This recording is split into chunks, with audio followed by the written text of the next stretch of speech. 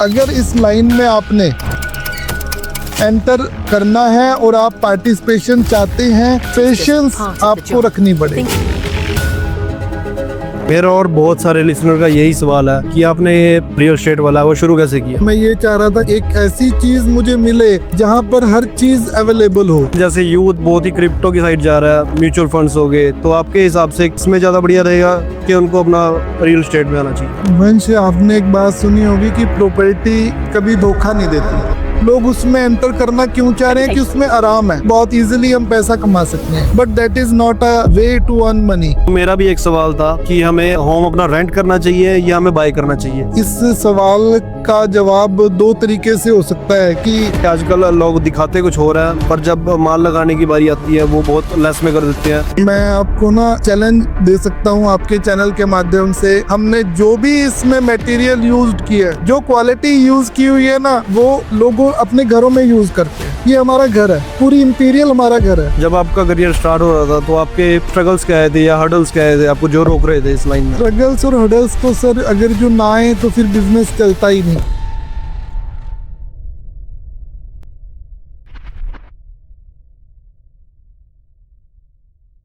सो आज का एपिसोड रहेगा हमारा रियल एस्टेट सुपरस्टार के साथ, जिन्होंने बिल्डिंग्स ही नहीं अपनी साइट्स खड़ी कर दी है।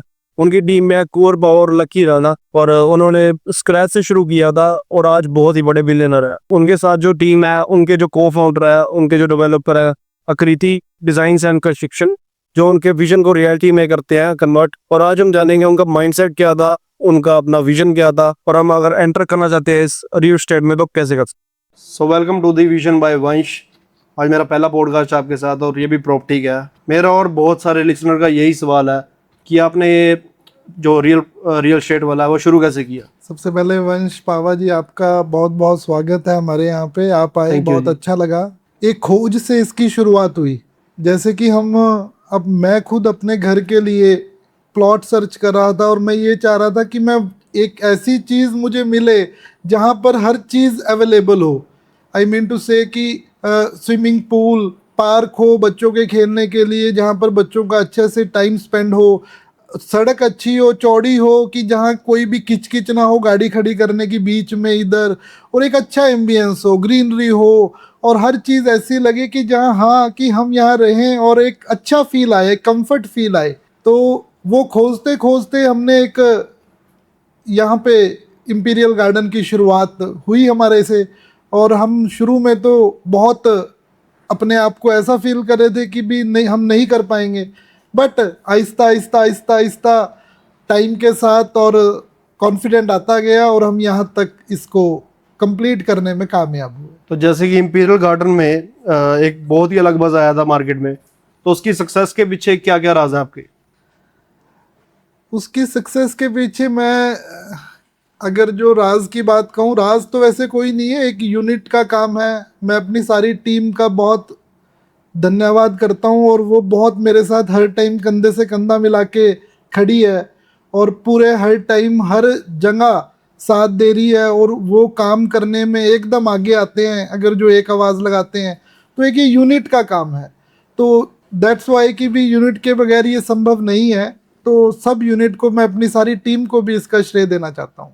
तो इसके अंदर बेसिकली आपने रेजिडेंशियल में क्या फैसिलिटीज दी हैं और कमर्शियल में क्या दी? रेजिडेंशियल में वंश जी, हमने जैसे कि आपने खुद भी अंदर देखा होगा, 40 फीट्स की हमारी रोड है, जो एक बहुत इनफ स्पेस है। उसके बाद अंडरग्राउंड इलेक्ट्रिसिटी का हमारे यहाँ पर एक कल्चर हमने स्टार्ट किया है कि आपने देखा होगा गलियों में खंबे लगे हैं, लाइट्स लटक रही हैं, तो वो सारी एक ग्रेस को ख़राब करती थी। तो अंडरग्राउंड इलेक्ट्रिसिटी हमारा एक बहुत बड़ा एक पॉइंट रहा, जिसमें हमें काफ़ी चैलेंजेस भी आ रहे हैं, लेकिन हमने वो चैलेंज को एक्सेप्ट करते हुए वो कंप्लीट करने का काम हमारा शुरू हो चुका है। और पार्क, हमारे पास 2 पार्क हैं। अब बच्चे हैं, बच्चों को टाइम स्पेंड करने के लिए जगह, ऐसा स्पेस आपको मैं चैलेंज के साथ कह सकता हूँ, पूरा बराड़ा में, बराड़ा के अंदर लगभग 50-60 हज़ार की population on voting point of view से खड़ी है, या ऑन फिजिकली खड़ी है, कि पूरे बराड़ा के अंदर एक पार्क भी आप नहीं दिखा सकते। और इंपीरियल गार्डन में हमारे 2 पार्क आपको वेल मेंटेन्ड, आप एक बार नज़र मार के देखना, आपको बहुत अच्छा लगेगा। और बहुत वेल मेंटेन्ड पार्क है हमारे पास। मंदिर और गुरुद्वारा हमारे पास इसके अंदर ही हम बना रहे हैं 2, और आपका प्लेइंग एरिया है, स्विमिंग पूल हम बनाने जा रहे हैं, क्लब हाउस हम इसके अंदर बनाएंगे। यही चीज़ रहने के लिए एक घर को, जो हर कोई ड्रीम कहता है कि भी ड्रीम हाउस बनना चाहिए, तो ये ड्रीम हाउस सिटी हमारी बनेगी इंपीरियल गार्डन। जो भी मैंने व्यूज सुने हैं सारे कहते हैं कि फॉरेन और चंडीगढ़ वाली फैसिलिटी आप बराड़ा में ले आए हो। बिल्कुल सर, बिल्कुल। आपको हम बिल्कुल ये आश्वस्त करना चाहते हैं आपके ब्रॉडकास्ट के माध्यम से कि हम चंडीगढ़ और फॉरेन जैसी फैसिलिटी हम इंपीरियल गार्डन में लेकर आए हैं, जिस वजह से हमने ये मुकाम हासिल किया। बहुत बढ़िया, बहुत बढ़िया। इसके बाद आपका एक बहुत ही बढ़िया प्रोजेक्ट आता है डीएलसी और डीएलसी 2। तो डीएलसी 2 तो पूरा सोल्ड आउट हो चुका है, तो उस जिसने आपको बिल्कुल सुपरस्टार बना दिया रियल एस्टेट में, तो उसके पीछे क्या राज था और आप क्या विजन था, कैसे स्टार्टिंग हुई थी? डीएलसी और डीएलसी 2 हमारा एक कॉमर्शियल प्रोजेक्ट है और हमारा एक बहुत दिल से कनेक्टेड प्रोजेक्ट है। उसमें हम ये चाहते थे कि भी जैसे हम एक ऐसी मार्केट डेवलप करें कि हमारे बराड़ा आसपास के लोगों को अंबाला, यमुनानगर, चंडीगढ़ ना जाना पड़े, तो हम उनको यहीं पर एक ऐसा कॉम्प्लेक्स बनाएं कि वो यहीं पर ही चंडीगढ़, गुड़गांव जैसी फीलिंग ले। ये सोचकर हमने यहाँ काम शुरू किया था और डीएलसी 1 में हमने बहुत ज़्यादा सफलता प्राप्त की। उसके बाद हमने डीएलसी 2 को लॉन्च किया। तो डीएलसी 2 की एग्जैक्ट लोकेशन क्या पड़ती है, और जब आपने पहली बार उस जमीन को देखा तो आपको क्या विजन आया कि क्या फुटफॉल होगा यहाँ पे? डीएलसी 2 ये आपका पंचकुला हरिद्वार हाईवे पे NH 344 पे सिचुएटेड है। उसके पास हम जैसे कह सकें कि लोकेशन वाइज वाटर पार्क हमारे बहुत पास है, यूनिवर्सिटी हमारे बहुत पास है, और हाईवे वो बिजीएस्ट हाईवे है हमारा। तो लोकेशन बहुत अच्छी लगी और लोकेशन देख के ही मन में एक चीज़ आई कि लोग कार उठाकर दूर क्यों जाए, जब यहाँ पर हम बना सकते हैं या हम फैसिलिटी दे सकते हैं, तो हम यहीं पर अपने एरिया के लोगों को रोक कर यहाँ पर अच्छी चीज़ बनाकर और यहाँ पर अच्छे से डेवलपमेंट करके हम यहीं पर एक ऐसे ट्रेडमार्क सेट करें कि लोग कहें कि वाकई दिल्ली, चंडीगढ़ यही है। तो जैसे कि डीएलसी 2 और डीएलसी 1 है, उसके अंदर ब्रांड्स कौन कौन से आ रहे हैं, कुछ बताओगे उसके बारे? देखिए, डीएलसी 2 में हम अभी 3 या 4 चीज़ें हम फाइनल कर चुके हैं। जैसे एक सिनेमा हॉल प्लस एक गेमिंग जोन। देखो, बच्चों के लिए ना गेमिंग जोन एक बहुत ही अट्रैक्शन का वो रहता है। हाँ जी। उसके आप आसपास जहाँ मर्जी आप सर्च करेंगे, यमुनानगर शायद एक छोटा है, उसके बाद चंडीगढ़ है, और इन बिटवीन आपको नहीं मिलेगा। तो हम एक गेमिंग जोन लेकर आए हैं बहुत अच्छे ब्रांड का। आपको ब्रांड जल्द ही हम बता देंगे। Gaming zone, movie theatre. अब मूवी थिएटर हम एक हमारा ड्रीम था कि बराड़ा में खुला था, वो उसके बाद वो बंद हो गया और वो हम नहीं हुआ ओपन। जो क्योंकि यहाँ वाले जो बंदे हैं, कोई भी शॉपिंग करनी होती है या बच्चों को घुमाना होता है तो सीधा चंडीगढ़ या यमुनानगर जाना पड़ता है। अंबाला, यमुनानगर यहाँ जाना पड़ता है जी। और रात के शाम में लेट आना करना, बहुत सी दिक्कतें हैं हमारे परिवारों में कि कोई जल्दी जा सकता है, कोई लेट जा सकता है। उसके लिए हम घर ही यहीं पर ही उनके लिए सिनेमा हॉल लेकर आ रहे हैं कि जिससे वो यहीं पर ही अपने बच्चों के साथ फुल एंटरटेनमेंट कर सकें। तो मेरा एक डाउट था कि जितने भी आपके प्रोजेक्ट्स हैं सक्सेसफुल, तो उनके पीछे मतलब जो आपका विजन होता है उसको रियलिटी में कन्वर्ट कौन करता है? सर, सारी टीम है हमारी। और आपके नक्शे वगैरह कौन बनाता है? सर देखो, प्रोजेक्ट के लिए सबसे पहले जो एक चीज़ इम्पॉर्टेंट है वो है कि हम उसकी मैपिंग कैसे कर रहे हैं, हम उसके पीछे क्या क्या चीज़ ढूंढ रहे हैं। एक हमारे भाई हैं साहिल शर्मा जी, आकृति एसोसिएट्स करके उनका फर्म है। ओके। वो बहुत क्रिएटिव और बढ़िया डिज़ाइनर है हमारे। वो बहुत से ऐसे आइडियाज़ और ऐसे चीज़ें हमें उनसे बहुत सीखने को मिला है। अब डीएलसी 2 की बात की जाए, हमने 3-3, 4-4, शायद आई थिंक 10 बार भी हमने मैप ना चेंज किया हो। ओके। कभी इसमें ये कमी या वो कमी, या यहाँ ये हो सकता है, वहाँ ये हो सकता है। तो वो एक क्रिएटिव माइंड है। वो भी हम उनके साथ बैठे, हमने 2-2 घंटे, 4-4 घंटे काम किया, तब जाकर ये चीज़ निकल कर आई बाहर। तो अगर कोई भी कस्टमर आपके यहाँ पे बाय करना चाहता है तो प्रोसीजर क्या है, मतलब सीधा आपके पास आना पड़ेगा या आपकी कोई टीम? हमारी सारी टीम है जी, सारी टीम। हमारी टीम ही एक हमारी ताकत है।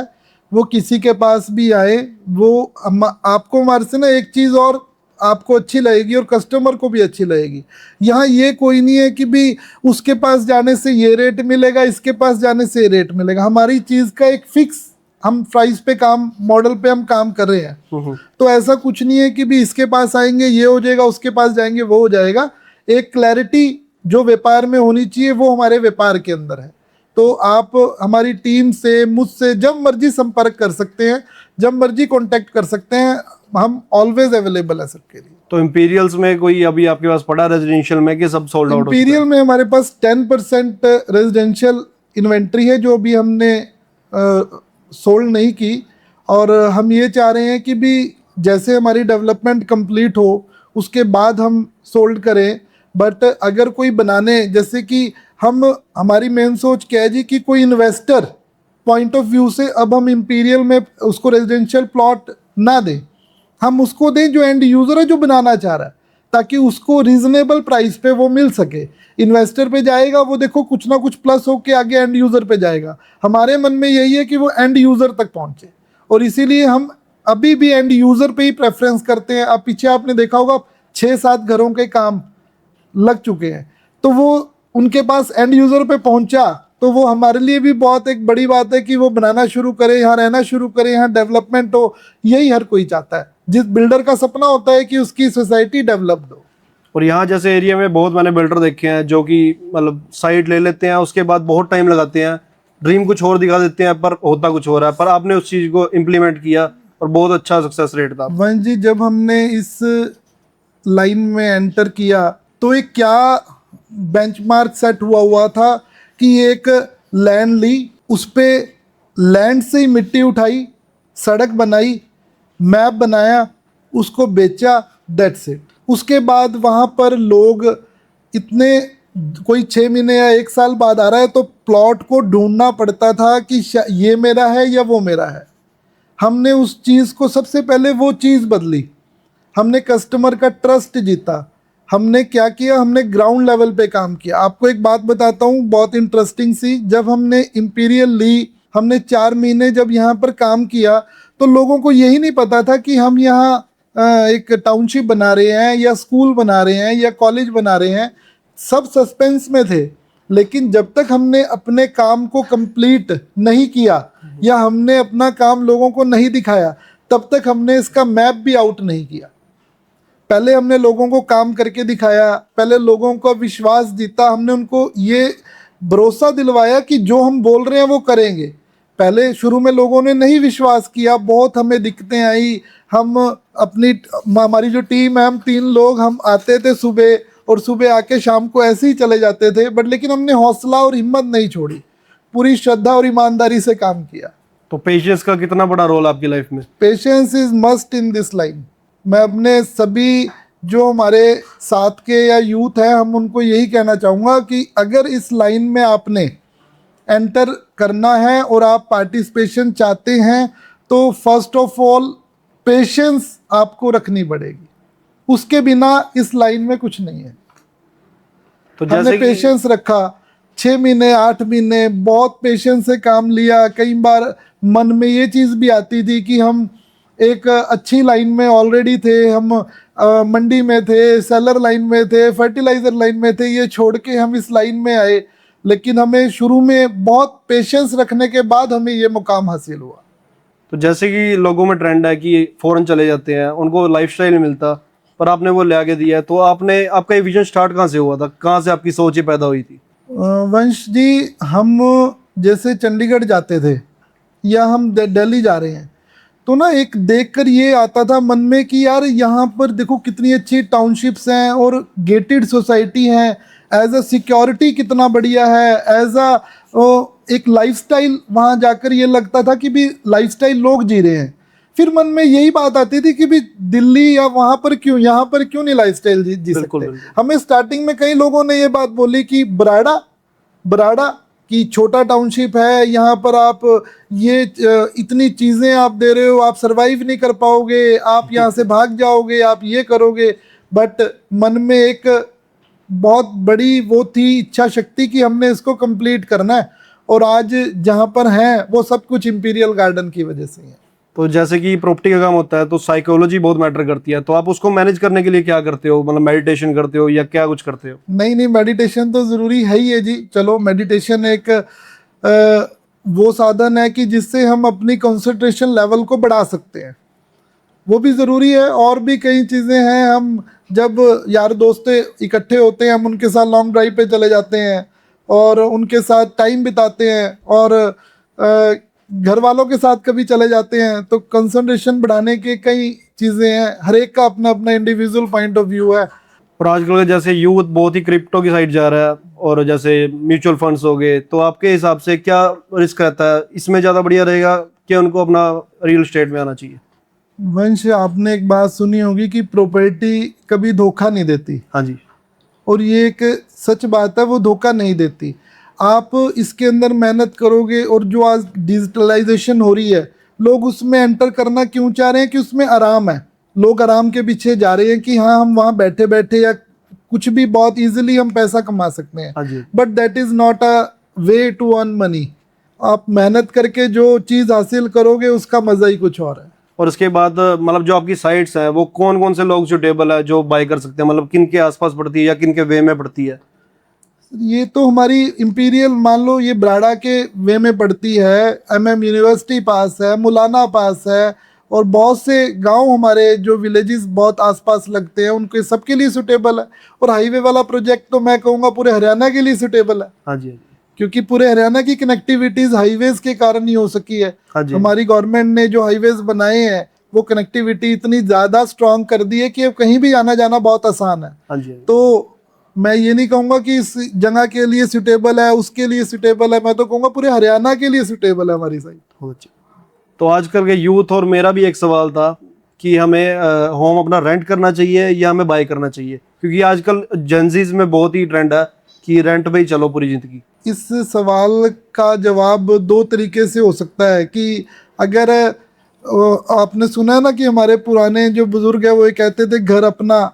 हाँ जी। हाँ जी। तो सबसे पहला सपना तो घर अपने की एक फील अलग है। बट अगर आप आजकल क्या हो रहा है, हाई प्राइसेस के कारण लोग रेंटेड की तरफ भी जा रहे हैं।